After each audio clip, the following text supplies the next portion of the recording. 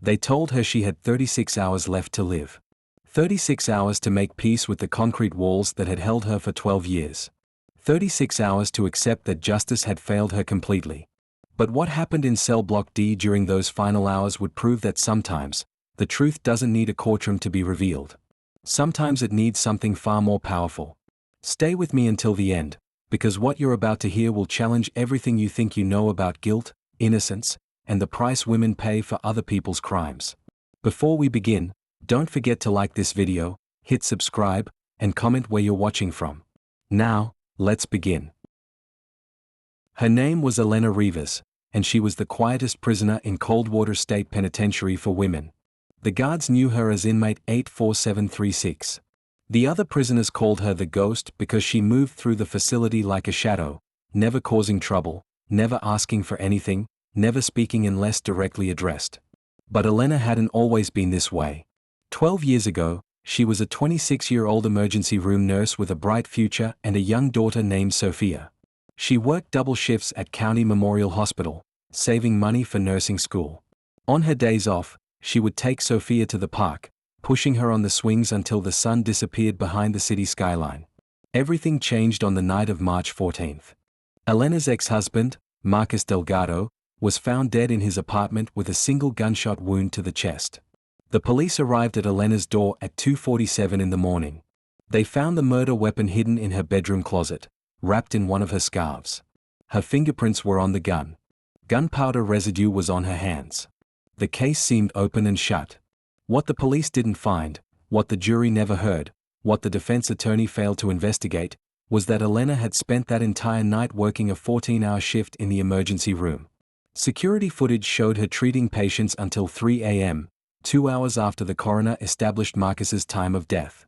But that footage mysteriously disappeared from evidence. Elena's public defender was a burnt-out attorney 3 years from retirement who had stopped believing in the system long ago. He barely spoke to her before trial. He didn't investigate her alibi. He didn't question the suspicious gaps in the police timeline. He simply advised her to take a plea deal. "You're a young Hispanic woman accused of killing your abusive ex-husband," he told her in a tone that suggested he'd given this speech 1,000 times before. "The jury won't be sympathetic. Take 20 years instead of life." But Elena refused. "I didn't kill Marcus," she told him, her voice steady despite the terror in her eyes. "I can't plead guilty to something I didn't do. My daughter needs to know her mother didn't do this." The trial lasted 3 weeks. The prosecution painted Elena as a vengeful ex-wife who couldn't accept that Marcus had moved on with a younger woman.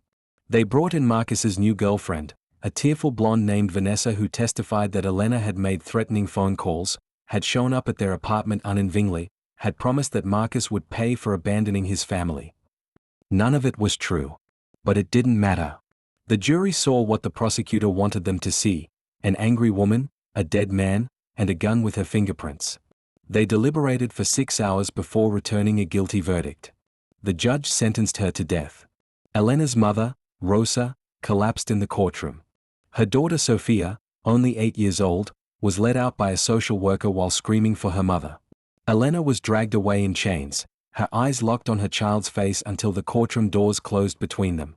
That was 12 years ago. Coldwater State Penitentiary for women sits on 78 acres of barren land in the middle of nowhere. 3 layers of razor wire fence surround the facility. Guard towers stand at each corner, manned 24/7 by officers trained to shoot first and ask questions later.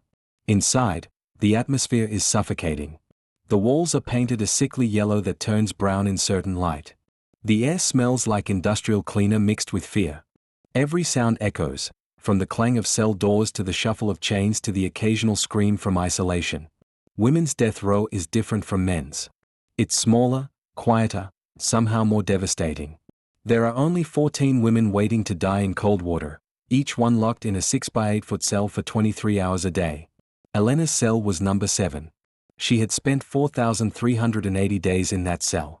That's 105,120 hours. She knew because she counted every single one during the first 3 years, before she realized that counting was driving her insane. Her cell contained a metal bed frame with a thin mattress that smelled like mildew, a steel toilet attached to the wall, a small sink that produced only cold water. A metal desk bolted to the floor where she could write letters that rarely got answered. Above the desk, she had been allowed to attach a single photograph of Sophia, taken on her daughter's 7th birthday. In the picture, Sophia is wearing a pink dress and blowing out candles on a chocolate cake. She's smiling with that gap-toothed grin that used to make Elena's entire world feel perfect. Sophia would be 20 years old now. Elena hadn't seen her in 12 years. Her mother Rosa had brought Sophia to visit exactly once, 3 months after the conviction. The visit lasted 15 minutes before Rosa took Sophia away, the child sobbing uncontrollably. After that, Rosa stopped bringing her. It's too hard on her, Rosa explained during her next visit alone. She has nightmares every night. The therapist says these visits are traumatic. Maybe when she's older. But older never came. Rosa continued visiting Elena monthly for the first 5 years, then quarterly, then twice a year. The visits became shorter, the conversations more strained. Rosa aged rapidly under the weight of raising a granddaughter while mourning a living daughter. During their last visit, 9 months ago, Rosa looked like she'd aged 20 years.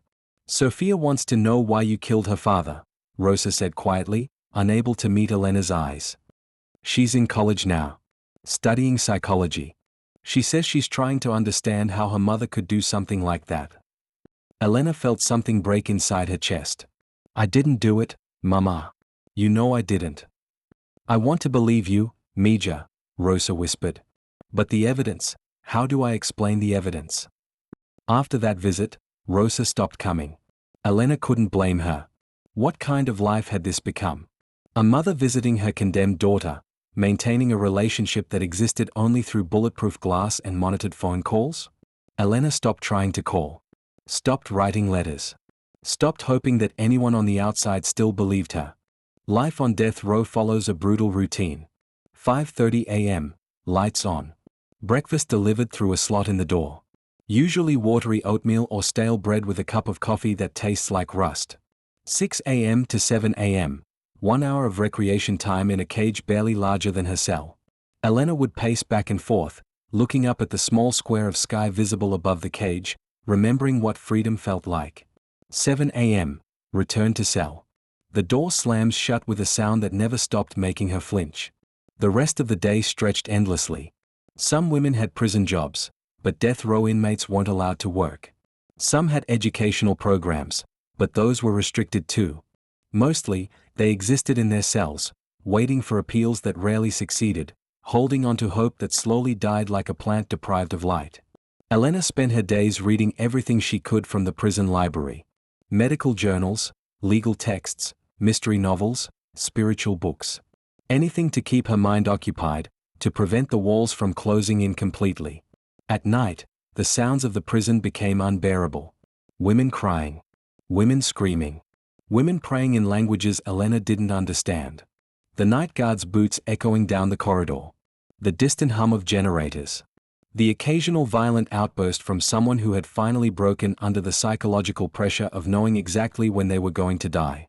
Elena learned to sleep through it all. Or rather, she learned to close her eyes and pretend to sleep while her mind raced through the same questions it had been asking for 4,380 days. Who framed her? Why did the security footage disappear? What really happened that night? The other women on death row were a complex mix of the guilty, the maybe guilty, and the almost certainly innocent. In cell 3 was Carmen Vasquez, a 52-year-old grandmother convicted of murdering her husband after 40 years of documented domestic violence. Carmen had finally snapped after he put her in the hospital for the 8th time. She never denied what she did. I'd do it again, Carmen told Elena during one of their brief conversations in the recreation cage. Only regret I have is not doing it sooner. Cell 9 housed Yolanda Banks, a former accountant convicted of poisoning her business partner. Yolanda maintained her innocence with the same exhausted certainty as Elena. They would sometimes talk through the walls late at night, sharing stories about their cases, finding comfort in the fact that they weren't completely alone in their injustice. In cell 12 was Michelle Patterson, a 29-year-old former teacher convicted of killing her student in a crime that made national headlines. Michelle had severe schizophrenia and had been off her medication when the incident occurred. She spent most days talking to people who weren't there, her mind fractured by illness and isolation. These were Elena's neighbors. Her community. The only people who understood what it meant to live with an expiration date stamped on your existence. The guards at Coldwater fell into two categories: those who saw the inmates as human beings worthy of basic dignity, and those who saw them as animals who deserved whatever suffering came their way. Officer Rebecca Hayes belonged to the first category. She had worked at Coldwater for 15 years and treated every inmate with the same firm but respectful demeanor. She never raised her voice unnecessarily. Never used excessive force. Never forgot that these women, regardless of their crimes, were still people. "Morning, Rivas," she would say during cell checks, her tone neutral but not cruel. "You need anything from commissary?" Officer Derek Santos belonged to the second category. He was a 38-year-old former military police officer who believed that death row inmates deserved nothing but contempt. He would forget to deliver meals. Would ignore emergency calls from cells. Would make crude comments about the women's bodies during pat-downs. "You're all dead women walking," he once told Elena during a particularly degrading strip search. "Society's already flushed you down the toilet. I'm just here to make sure you don't forget it." Elena learned to survive by staying invisible to guards like Santos while maintaining respectful relationships with guards like Hayes. It was a delicate balance, but 12 years in prison had taught her how to navigate the complex social structures that determined whether you suffered slightly less or suffered immensely. The news came on a Tuesday morning. Warden Patricia Morrison arrived at Elena's cell at 6:15 a.m., accompanied by Officer Hayes and the prison chaplain, Father William Cruz. Elena knew immediately that this wasn't a routine visit. Warden Morrison rarely came to death row unless something significant was happening. "Inmate Rivas," Morrison said, her voice professionally detached. "Your final appeal has been denied by the state Supreme Court. Your execution is scheduled for Thursday, September 21st at 6 p.m. That gives you 36 hours. The words hit Elena like physical blows. She had known this was coming. Had prepared herself mentally for years. But nothing could truly prepare someone for hearing the exact moment of their death announced like it was just another item on an administrative checklist. "Do you have any questions about the procedure?" Morrison continued. Elena's throat felt like sandpaper. "Can I see my daughter?" Morrison consulted her tablet. "Sofia Delgado is listed as not wanting contact. Your mother, Rosa Rivas, has been notified and will be allowed a final visit tomorrow if she chooses to come." If she chooses to come. Those 5 words contained everything Elena needed to know about how completely she had been abandoned. Even her own mother might not show up to say goodbye. "What about my last meal request?" Elena heard herself ask, though food was the furthest thing from her mind. "You can submit that to Officer Hayes within the next 4 hours, Morrison replied. "Standard restrictions apply. Nothing requiring special preparation. Cost limit of $50. As the warden turned to leave, Elena felt a desperate question burst from her lips. "What if I'm innocent?" Morrison paused, her back still turned. For a moment, Elena thought she might say something meaningful, something that acknowledged the possibility that the state was about to execute an innocent woman. Instead, Morrison simply said, "The courts have made their determination. That's not my concern." Then she walked away, her footsteps echoing down the corridor like a countdown. The next 36 hours felt like drowning in slow motion. Elena sat on her bed, staring at the photograph of Sofia, trying to memorize every detail even though she'd looked at it 10,000 times before. The pink dress. The gap-toothed smile. The pure joy of a child who didn't yet know that her mother would be ripped away from her. Officer Hayes stopped by an hour later to collect her last meal request. "What'll it be, Rivas?" Hayes asked gently. There was kindness in her eyes that Elena hadn't seen from many people in 12 years. Elena thought about her mother's cooking. The enchiladas she used to make every Sunday. The tres leches cake for birthdays. The tamales at Christmas. "I don't want anything," Elena said quietly. Hayes frowned. "Everyone orders a last meal. It's tradition." "I'm not hungry." "It's probably the last decent food you'll ever have." "You sure?" Elena nodded, then surprised herself by asking, "Could I have something else instead?" "Depends what it is." "My mother, she used to bring me something when she visited. A small cross necklace that belonged to my grandmother. It's in my personal belongings. Could I have it for these last hours?" Hayes's expression softened. "I'll see what I can do. No promises." 20 minutes later, Hayes returned with a small plastic bag containing the cross. It was simple silver, barely the size of Elena's thumbnail, attached to a delicate chain that had tarnished over the years. Rosa had given it to Elena during one of her early visits. "Your abuela wore this every day of her life," Rosa had said through the glass partition. "She survived poverty, immigration, and raising 6 children alone. She believed this kept her strong. Maybe it'll keep you strong too." Elena held the cross in her palm now, feeling the weight of generations. Her grandmother had worn this while crossing the border with nothing but hope and determination. Her mother had worn this while working 3 jobs to provide for her family. And now Elena would wear it to her death. She fastened the chain around her neck and felt the cross settle against her chest, right over her heart. For the first time in years, she prayed, "Please, if there's anyone listening, please don't let my daughter think I killed her father. Please let the truth come out. Even if I have to die, please don't let my memory be poisoned by this lie." That night, sleep was impossible. Elena lay in her bunk, listening to the sounds of death row. Somewhere down the corridor, Michelle Patterson was having a conversation with her hallucinations. Carmen Vasquez was snoring in cell 3. Through the walls, Elena could hear Yolanda Banks crying softly. "You still awake?" Yolanda's voice came through the ventilation grate. "Yeah," Elena whispered back. "I'm sorry, Elena. This isn't right.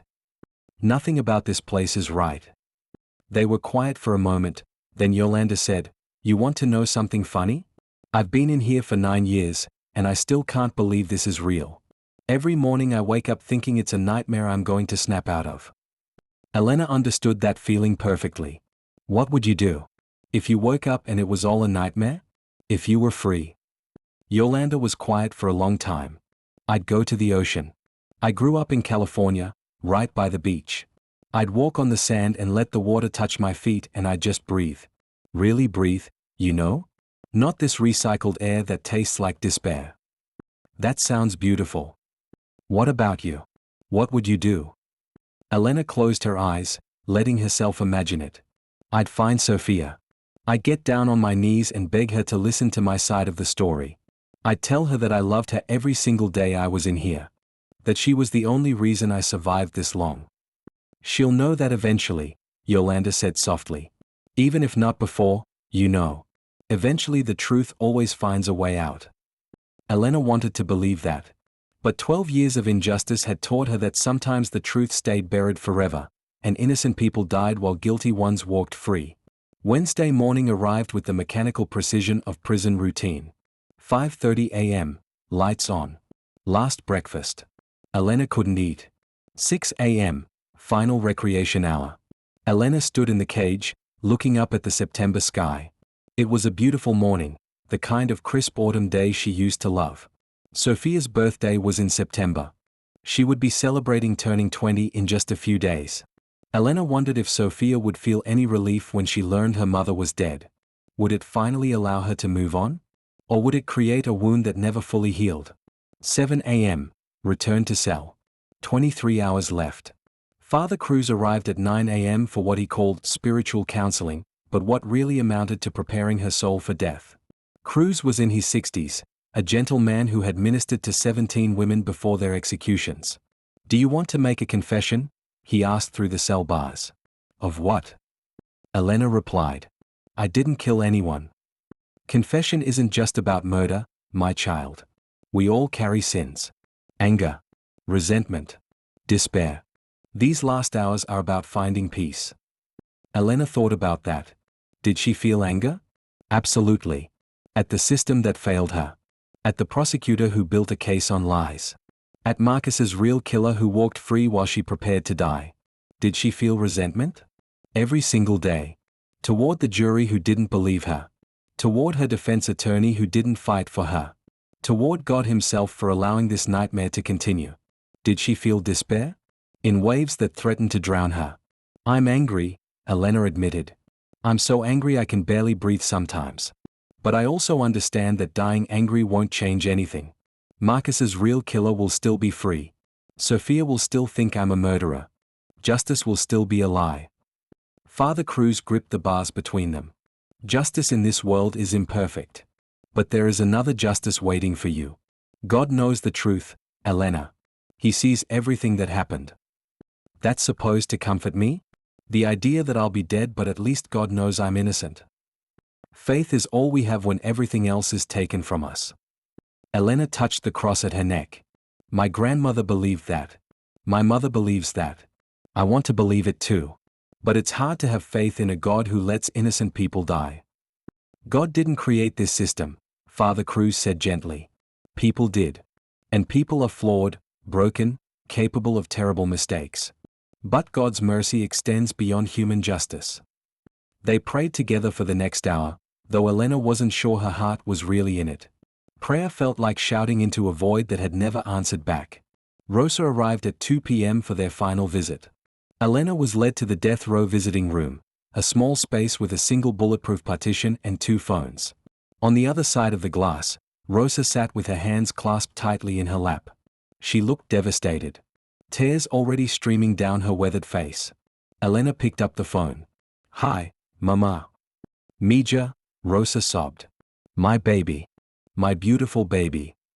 They both cried for several minutes, just looking at each other through the glass that had always separated them in this place.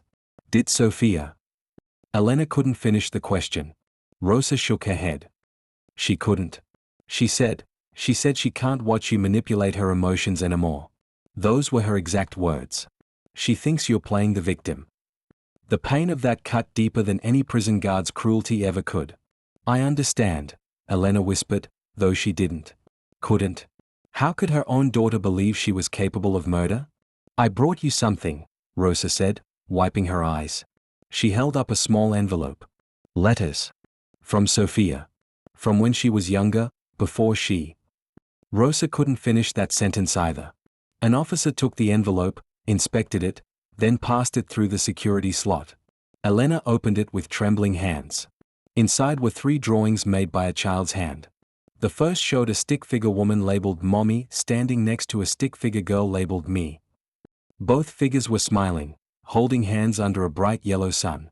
The second drawing showed the same figures, but this time they were separated by black bars. The little girl was crying. The third drawing showed only the little girl, alone, with rain falling from dark clouds. She made those the year after you went away, Rosa said softly. Before she stopped believing in your innocence. I thought you should have them. So you know that she loved you once. Loved. Past tense. Elena held the drawings against her chest, feeling her heart shatter into pieces that could never be reassembled.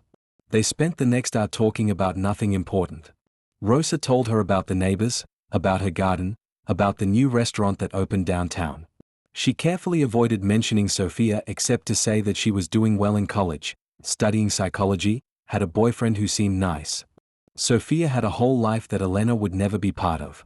When their time was up, Rosa pressed her hand against the glass one final time. I love you, Mija. I know you didn't do this terrible thing. I know it in my heart. And when I see you in heaven, I'll tell you how sorry I am for not fighting harder. Don't apologize, Mama. You did everything you could. Take care of Sophia for me. Tell her I loved her until my last breath. Rosa was sobbing so hard she couldn't speak. An officer touched her shoulder gently, indicating it was time to go. As Rosa was led away, Elena watched her mother's small form disappear through the door, knowing it was the last time she would ever see her. She was completely alone now. That evening, Officer Santos delivered dinner with his usual contempt. Last supper, murderer, he said, sliding the tray through the slot. Hope it tastes like shit, because that's what you are. Elena didn't respond. She had learned years ago that engaging with Santos only made things worse. But something about his smirk, his satisfaction in her suffering, made something snap inside her. I didn't kill anyone, she said quietly. Santos laughed. Right. And I'm the Pope. Enjoy hell, Rivas. At least it'll be warmer than this place. After he left, Elena stared at the meal tray without touching it. Standard prison fare, mystery meat, lumpy mashed potatoes, canned green beans. Her last dinner on earth, and it looked like every other meal she'd eaten for 12 years. She pushed the tray aside and lay down on her bunk, holding Sophia's childhood drawings. The stick figures blurred as tears filled her eyes. I'm sorry, baby. I'm so sorry I couldn't fix this. I'm sorry you have to live your whole life thinking your mother was a monster. Around midnight, Elena heard sounds coming from the corridor that she'd never heard before. Whispered conversations between guards. Hurried footsteps. The warden's voice giving orders in a tone that suggested something unusual was happening. Elena sat up, pressing her face against the bars to try to see what was going on. Officer Hayes appeared, moving quickly toward Elena's cell. Her face was flushed, her eyes wide with something Elena couldn't identify. Shock? Fear? Hope? Rivas, Hayes said urgently. Get dressed. You're being moved. Moved where? The execution isn't until tomorrow evening. Just do it. Now. Elena's hands trembled as she pulled on her prison uniform. Her mind raced through possibilities. Were they moving up her execution? Was there some technical problem with the death chamber? Was this some kind of final cruelty Santos had arranged? Hayes opened the cell door and cuffed Elena's hands in front of her. Come with me. Don't ask questions. As they walked down the corridor, Elena saw that other guards had gathered near the administrative offices. They were all talking in hushed, urgent tones. Through the crowd, Elena glimpsed Warden Morrison on her phone, her face pale and drawn. Hayes led Elena into a small interrogation room and closed the door. For the first time since Elena had known her, Hayes's professional mask cracked. The officer's eyes were filled with tears. What's happening? Elena whispered. Hayes took a deep breath. There's been a development in your case. Time seemed to stop. What kind of development? I can't give you details yet. But Rivas? Elena, there might be hope. Those words felt like a physical shock. Elena hadn't heard the word hope applied to her situation in years. I don't understand. Neither do we. The district attorney is on his way here right now, along with your original defense attorney and several state investigators. There's been some kind of confession. A confession? From who? I can't say yet. They made me promise not to say anything until it's official.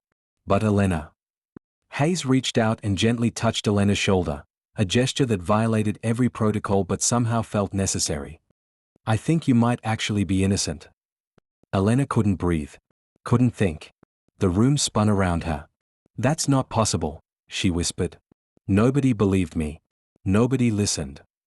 Someone listened. Someone finally listened. The next 2 hours were a blur of activity that Elena watched as if from outside her own body. District Attorney Howard Chen arrived at 1:47 a.m., looking like he'd been dragged out of bed and forced to confront his worst nightmare. Behind him came Elena's former public defender, who could barely make eye contact with her. But the person who shocked Elena most was Marcus's former girlfriend, Vanessa Martinez. Vanessa looked different than she had at trial 12 years ago. Her blonde hair had darkened to brown. Her face had aged in the particular way that grief ages people. She was crying as she entered the room, her hands shaking so badly she could barely walk. I'm so sorry, Vanessa sobbed before anyone could say anything. God forgive me, I'm so sorry. Warden Morrison gestured for everyone to sit. The small interrogation room felt suffocating with so many people crowded inside. Ms. Rivas, Chen began, his voice strained. We have some information that has come to light regarding your case. Ms. Martinez has contacted our office with new testimony that significantly contradicts the evidence presented at your trial. Elena's heart was pounding so hard she thought it might explode. She looked at Vanessa, who wouldn't meet her eyes. I lied, Vanessa whispered. I lied at your trial. Everything I said was a lie. The words hung in the air like smoke. Why? Elena's voice came out as barely more than a breath. Vanessa finally looked up, her face destroyed by guilt and tears. Because Marcus wasn't killed by you. He was killed by his brother, Diego. The name hit Elena like a sledgehammer. Diego Delgado. Marcus's older brother. A career criminal with connections to organized crime. A man who terrified everyone who knew him. Diego killed Marcus over a drug debt, Vanessa continued, her words tumbling out between sobs. Marcus owed money to people Diego worked for. When Marcus couldn't pay, Diego was ordered to handle it. Family or not, business is business. That's what Diego told me afterward. Elena felt like she was falling through space. Then why did you blame me? Because Diego said if I didn't, he'd kill me too. He planted the gun in your apartment. He put your fingerprints on it somehow, I don't know how. He forced me to testify against you. He told me exactly what to say. He said if I ever told the truth, he'd make sure I suffered before he killed me. So you let an innocent woman go to death row? Chen's voice was ice cold. I was terrified. Vanessa screamed. You don't understand what Diego is capable of. I watched him shoot Marcus in cold blood. He looked me in the eyes while he did it and smiled. Smiled. Then he told me that if I ever said a word, he'd do the same to me and make sure it took longer. Then why come forward now? Elena managed to ask. Vanessa's hands moved to her stomach, and Elena noticed for the first time that she was pregnant. Because I'm going to be a mother, Vanessa whispered. And I can't bring a child into this world while carrying this evil in my soul. I've spent 12 years knowing an innocent woman was suffering for something I witnessed. 12 years having nightmares. 12 years hating myself. She looked directly at Elena, her eyes drowning in tears. I watched the news tonight. They announced your execution date. And I thought about that little girl of yours, Sophia. I thought about how she's going to live her whole life thinking her mother was a murderer. And I thought about this baby growing inside me, and I couldn't do it anymore. I can't let you die for something Diego did. The room fell silent. Chen cleared his throat. We've placed Diego Delgado under arrest based on Ms. Martinez's testimony. He's being held without bail pending investigation. We've also begun reviewing all the evidence from your original trial, Ms. Rivas. The missing security footage from the hospital has been located. It was deliberately suppressed by the lead detective. Detective Marcus Hayes, the public defender, added quietly. Who was being paid by Diego Delgado to ensure the case against you proceeded smoothly. Elena couldn't process it. 12 years. 4,380 days. Over 100,000 hours of suffering, all because one man wanted to cover up his brother's murder and had the money to buy the people who were supposed to protect justice. What happens now? Elena heard herself ask. Your conviction is being overturned, Chen said. Given the new evidence and the clear prosecutorial misconduct, the state has no choice but to drop all charges. You'll be released pending a full investigation, but Ms. Rivas. He paused, seeming to struggle with what to say next. You're free. As of this moment, you're a free woman. Free. The word felt foreign in her mouth. Like a language she'd once known but had forgotten how to speak. My daughter, Elena whispered. Does she know? Warden Morrison consulted her phone.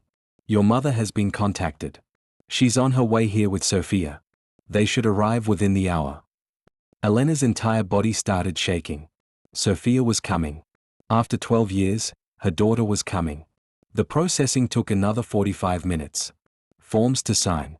Personal belongings returned. The prison uniform exchanged for civilian clothes that her mother had brought years ago during one failed appeal, clothes that no longer quite fit.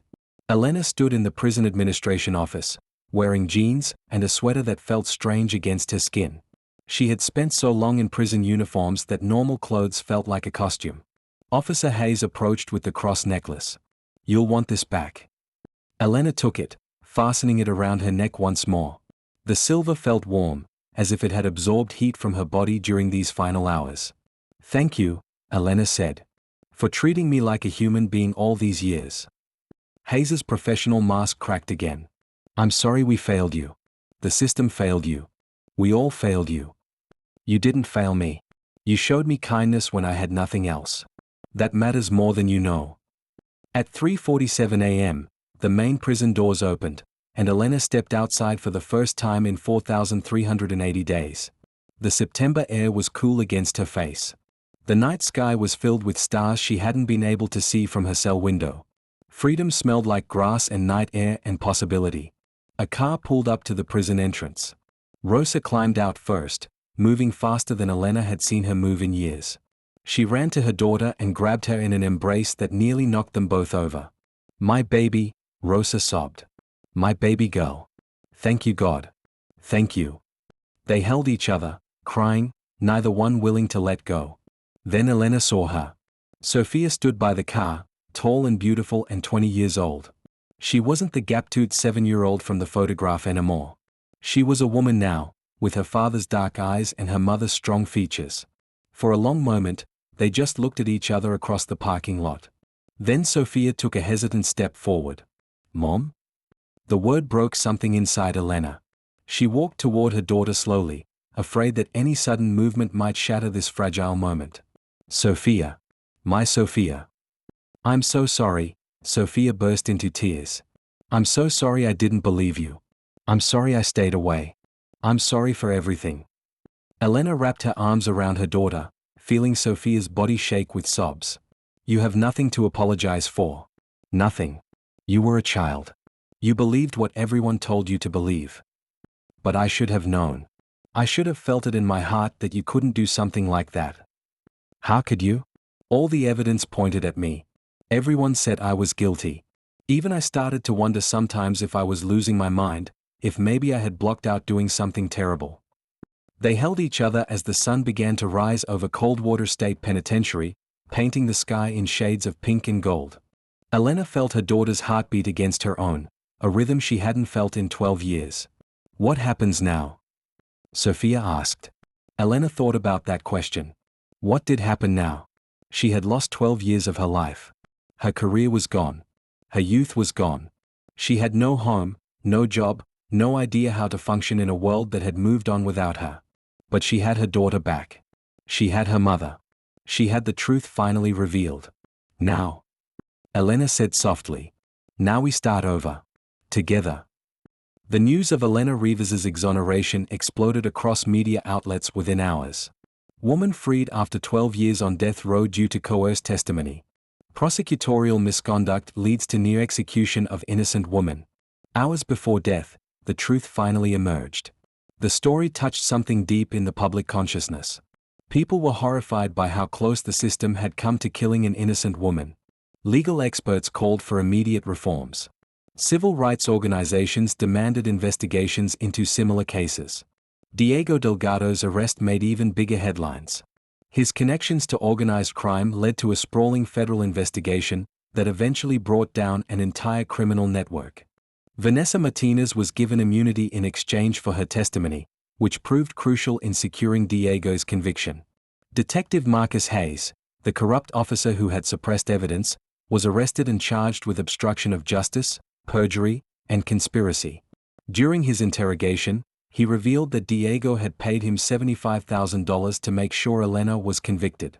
$75,000. That's what Elena's freedom had been worth to a corrupt cop. Elena's case became a rallying point for abolitionists and reformers who argued that the death penalty was fundamentally flawed. If she had been executed as scheduled, an innocent woman would have died while the real killer walked free. And no one would have ever known the truth. But for Elena, the media circus felt distant and unreal. She was focused on something more important: rebuilding her relationship with her daughter. The first few months were difficult in ways Elena hadn't anticipated. She moved into her mother's small house, sleeping in Sophia's old bedroom. Everything felt alien. Smartphones. Social media. The way people interacted with technology. The cost of groceries. How much the neighborhood had changed. Simple tasks became overwhelming. Going to a supermarket made her panic. Too many choices, too many people, too much space after years of confinement. Loud noises made her flinch. Unexpected touches made her recoil. She would wake up in the middle of the night expecting to hear the sounds of prison, only to find silence that felt equally terrifying. PTSD, the therapist called it. Standard for long-term incarceration, especially for those who had been wrongfully convicted. Sophia moved back home to help with the transition. She took a semester off from college, putting her psychology degree on hold while she helped her mother learn to exist in the world again. They had difficult conversations. About the lost years. About the resentment Sophia had carried. About the guilt Elena couldn't shake for missing her daughter's entire adolescence. "I thought about you every day," Elena told Sophia during one of these conversations.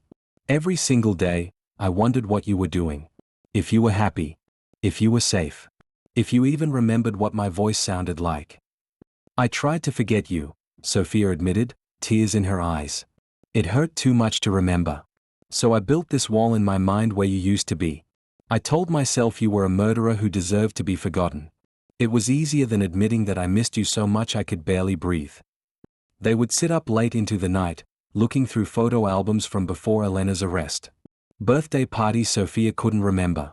Holidays that felt like they belonged to different people. A life that had been stolen from both of them. We can't get those years back, Elena said during one of these sessions. But we have now. And maybe, if we work really hard, we have a future. Sophia leaned her head on her mother's shoulder.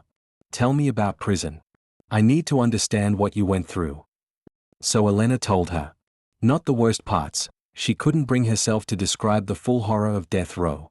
But she shared enough for Sophia to understand. The isolation. The constant fear. The loss of dignity. The way hope died a little bit each day until you learned to live without it. How did you survive? Sophia asked. Elena touched the cross at her neck. This. And the picture of you. And the belief that even if I died, someday the truth would come out. Someday you would know I didn't do it. I'm so sorry you had to go through that. I'm sorry you had to grow up without a mother. They both cried, mourning the lost years that could never be recovered, the childhood that had been stolen, the relationship that had to be rebuilt from ruins. Elena's case led to significant legal reforms. The state established a wrongful conviction review board. New protocols were implemented for handling exculpatory evidence. Laws were passed requiring better funding for public defenders. DNA testing became mandatory in capital cases.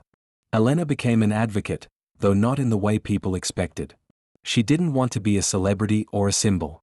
She just wanted to make sure no one else suffered what she had suffered. She began visiting women in prison, particularly those on death row. She would sit with them, listen to their stories, believe them when they said they were innocent.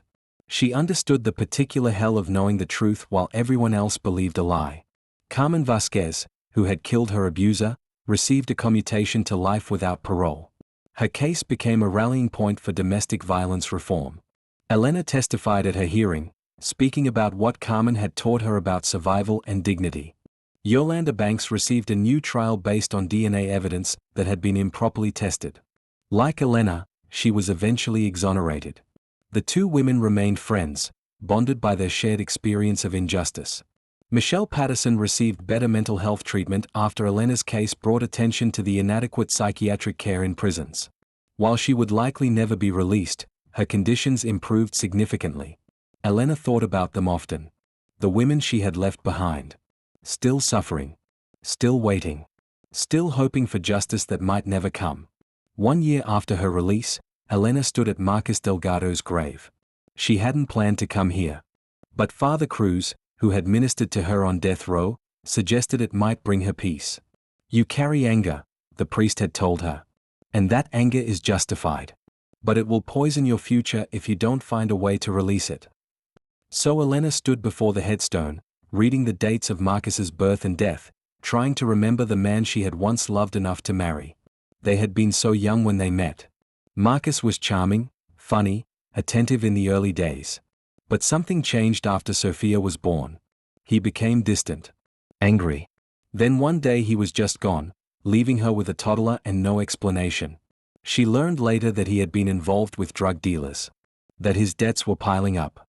That he was in deeper trouble than she could have imagined. And in the end, that trouble killed him. Not her. Not some vengeful ex-wife. But his own brother, following orders from people who saw human life as just another transaction. I didn't love you anymore, Elena said to the headstone. Not when you died. You'd hurt me too much. But I never wanted you dead. And I definitely didn't want to die for your murder. She touched the cold stone, feeling nothing. No grief. No anger. Just a profound sense of waste. Marcus's life wasted. 12 years of her life wasted. Sophia's childhood wasted. All because of greed and violence and a justice system that failed everyone it touched. Rest in peace, Marcus. I hope wherever you are, you know I didn't kill you. I hope Sophia knows that too. As Elena walked away from the grave, she felt lighter somehow. Not healed. Healing would take years, maybe a lifetime. But lighter. 2 years after her release, Elena gave a speech at a criminal justice reform conference. She stood at the podium, looking out at hundreds of lawyers, activists, formerly incarcerated people, and families of the wrongfully convicted. Her hands shook as she held the microphone. My name is Elena Rivas, she began. And I spent 12 years on death row for a murder I didn't commit. She told her story. Not all of it, there wasn't enough time for all of it. But the essential truths. The false accusation. The corrupt investigation. The failed defense. The years of suffering. The miracle of Vanessa's confession just hours before her scheduled execution. I was lucky, Elena said.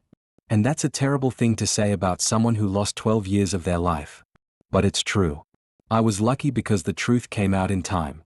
I was lucky because Vanessa found the courage to speak up. I was lucky because I wasn't executed.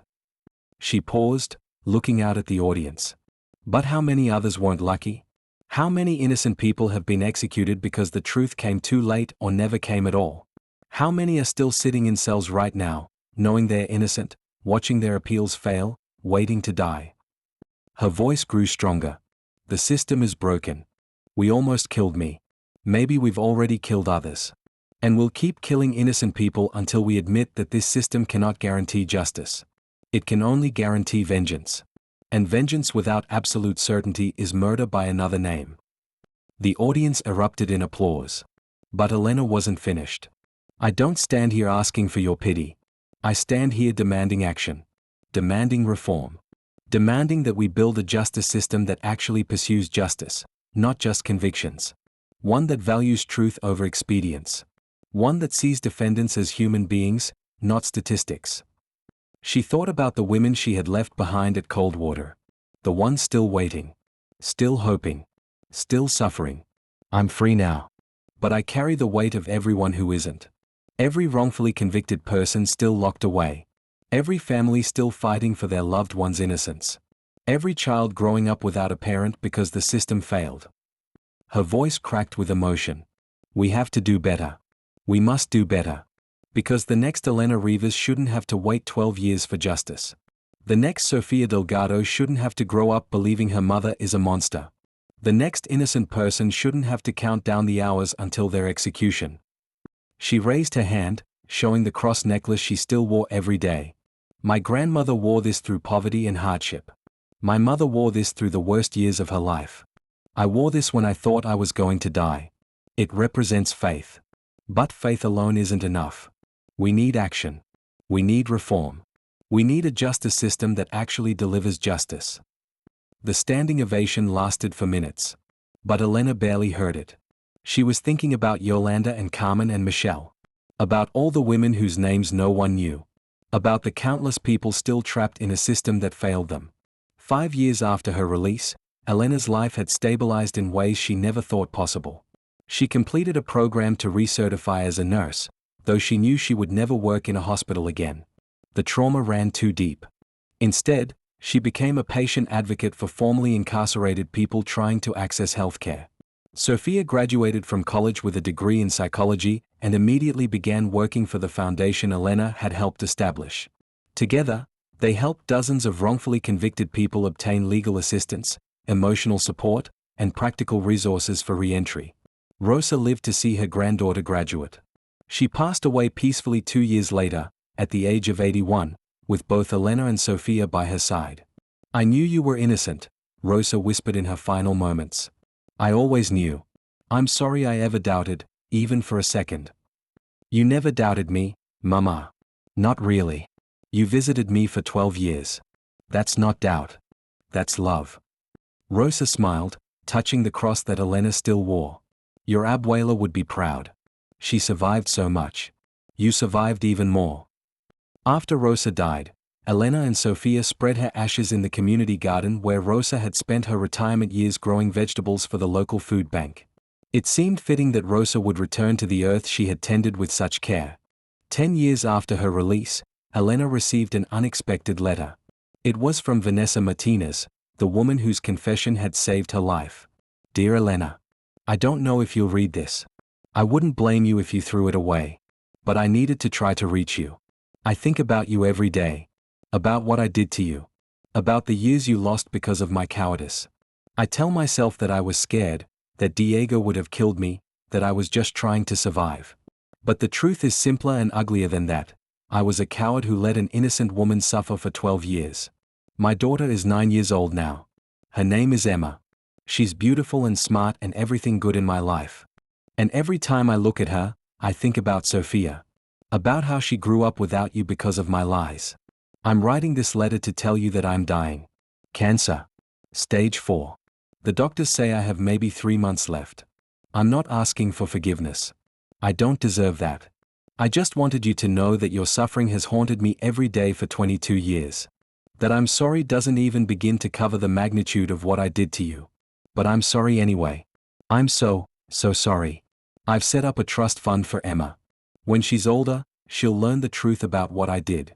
And part of that trust will go to your foundation, to help other people who were wronged by the system. It's not enough. Nothing could ever be enough. But it's all I have left to give. I hope you found peace. You deserve that more than anyone I've ever known. Vanessa. Elena read the letter 3 times, feeling a complex swirl of emotions she couldn't fully name. Anger? Yes, there was still anger there. Pity? Surprisingly, yes. Vanessa had lived for 22 years carrying the weight of what she'd done. That was its own kind of prison. Relief?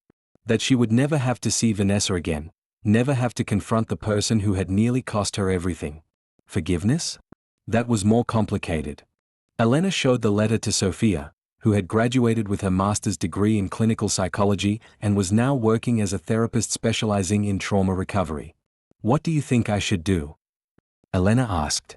Sophia read the letter carefully, her professional mask slipping to show the raw emotion underneath. I don't know. Part of me wants to say forget her. She doesn't deserve your thoughts. But another part of me. She trailed off. What? Another part of me thinks maybe she needs to hear from you. Not for her sake, but for yours. For closure. Elena thought about that. After 10 years of rebuilding her life, did she need closure with Vanessa? Or would it just reopen old wounds that had finally started to heal? She decided to respond. Not out of forgiveness, exactly. But out of a desire to finally close this chapter completely. Vanessa. I received your letter. I won't lie and say it was easy to read. Even after all these years, the memory of what you did still causes me pain. But I also recognize that you were a victim in your own way. Diego terrorized you into lying. The system allowed that terror to send an innocent woman to death row. In a different world, with better protections, maybe you would have felt safe enough to tell the truth from the beginning. I don't forgive you. I'm not sure I can. The 12 years you stole from me, the childhood Sophia lost, the relationship will never fully recover. These wounds run too deep for easy forgiveness. But I do acknowledge your apology. And I accept your desire to make what amends you can through the trust fund. That money will help people who are suffering the same injustice I suffered.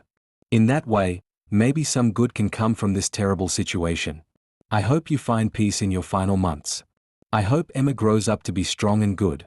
And I hope that wherever you go next, you're finally free from the fear that controlled so much of your life. Elena. She mailed the letter and tried not to think about it again. Vanessa died 6 weeks later. Her daughter Emma would learn the truth when she turned 18, along with receiving the trust fund that would support her education and provide ongoing donations to Elena's foundation. It wasn't justice. But it was something. 15 years after her release, on the anniversary of her exoneration, Elena stood outside Coldwater State Penitentiary once more. The facility had been partially closed. Women's death row had been relocated to another prison, part of a consolidation effort designed to save money. The building where Elena had spent 4,380 days waiting to die was now abandoned, windows dark, chain-link fence marking it as condemned property. Sophia stood beside her, both of them looking up at the imposing structure. How does it feel? Sophia asked. Being back here? Elena thought about that question. Surreal. Like looking at a nightmare from a distance. I can remember the terror, the desperation, the absolute certainty that I was going to die in there. But it feels like it happened to a different person. In some ways, it did, Sophia said gently. The woman who walked out of there isn't the same woman who was dragged in. You've changed. Grown. Survived in ways you never thought possible. They stood in silence, both of them reflecting on the journey that had brought them to this moment. Do you ever wonder why? Sophia asked. Why Vanessa found the courage to confess when she did? What made that particular moment different from all the years before? Elena touched the cross at her neck, a gesture that had become so habitual she barely noticed it anymore. I used to think about that constantly. Why right then? Why not a year earlier, or 5 years, or before I was even convicted? But I've stopped asking why. I just accept that it happened. The timing saved my life, and that's enough. Mom? Sophia's voice was tentative. Can I ask you something? Anything. Do you believe in God? After everything that happened? Elena considered the question. It was something she'd struggled with throughout her imprisonment and in the years since. I don't know, she admitted. Part of me thinks that if God existed, he wouldn't have let me suffer for 12 years. Wouldn't have let an innocent woman come hours away from execution. But another part of me wonders if maybe that's not how it works. Maybe God doesn't prevent suffering, but works through people like Vanessa who finally find courage, or through lawyers who keep fighting impossible cases, or through daughters who forgive their mothers for missing their childhoods. She looked at Sophia, this beautiful woman who had been just a gap-toothed 7-year-old when Elena's nightmare began. I believe in people, Elena continued. I believe in the capacity for change, for courage, for justice, even when it seems impossible. Maybe that's enough. Maybe that's what faith really is, not believing in divine intervention, but believing in humanity's ability to choose good even when evil seems easier. Sophia took her mother's hand. I think that's beautiful. They turned away from the prison together, walking back toward the car. Elena didn't look back. There was nothing behind her but pain and lost years. Everything that mattered was ahead of her now. 20 years after Elena Rivas walked free from Coldwater State Penitentiary, her story continues to resonate. The foundation she established has helped exonerate 47 people across multiple states. Each case is different, but the pattern is always familiar: flawed investigations, inadequate defense, prosecutorial misconduct, a justice system more interested in closing cases than finding truth. Elena trains new advocates every year, teaching them how to believe in people when everyone else has given up. She shows them how to read between the lines of police reports, how to spot inconsistencies in witness testimony, how to fight for people who have no one else fighting for them. Sophia runs the Foundation's therapeutic program, providing mental health support for exonerees who are struggling to rebuild their lives after decades of wrongful imprisonment. She specializes in family reunification, helping parents and children navigate the complex emotions that come with lost years and broken relationships. Together, they've created something meaningful from Elena's suffering. Not redemption exactly, nothing could redeem 12 years on death row, but purpose. The cross Elena wore during her final hours on death row still hangs around her neck. It's become her symbol, featured in the Foundation's logo, a simple silver cross representing faith, endurance, and the belief that truth eventually emerges, even from the darkest places. Elena is 58 years old now. She's a grandmother. Sophia married and had a daughter 3 years ago. They named her Rosa, after Elena's mother, connecting generations of strong women who survived impossible circumstances. When little Rosa asks about the silver cross her grandmother always wears, Elena tells her a story.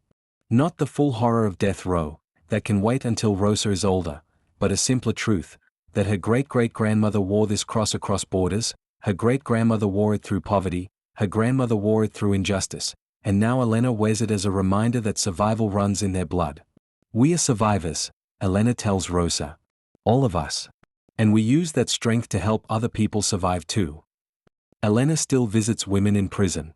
She sits with them in visiting rooms, listens to their stories, believes them when they say they're innocent. She knows that not all of them are telling the truth. Some people are exactly where they deserve to be. But she also knows that some, like her, are trapped by a system that failed them. And for those people, she fights. She believes. She never gives up. Because Elena Rivas knows firsthand what it means to be hours away from execution for a crime you didn't commit. She knows the taste of despair. The weight of injustice. The agony of watching your daughter grow up believing you're a monster. She also knows the miracle of truth emerging at the last possible moment. The joy of freedom after 4,380 days in a cage. The overwhelming beauty of rebuilding a relationship that seemed destroyed beyond repair. Most importantly, she knows that the work is never finished. That somewhere right now, there's another Elena Rivas sitting in a cell, counting down hours until an execution they don't deserve. Another Sophia growing up without a parent who loved them. Another Rosa carrying the weight of a family destroyed by injustice.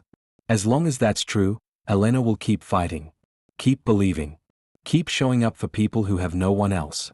The silver cross catches the light as she moves through the world, a quiet reminder that faith, not in divine miracles necessarily, but in human courage, in truth's persistence, in justice's eventual triumph, still matters. Because Elena Rivas spent 12 years learning that hope is not a luxury. It's a weapon. And she wields it every single day.